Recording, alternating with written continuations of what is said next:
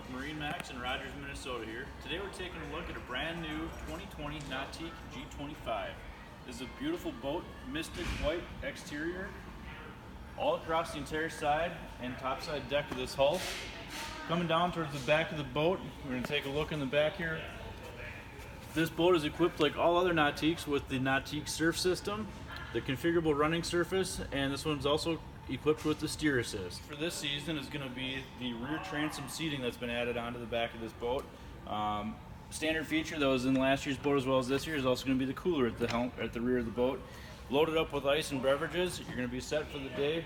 Get done with your set and you're going to be able to hop on the back of the boat and just relax in these great transom seats. So moving to the interior of this boat, it's going to be set up completely in the Sahara sand coloring. It's got the enhanced courtesy lighting. As always, the best stereo in the industry with the JL Audio M6 Elite.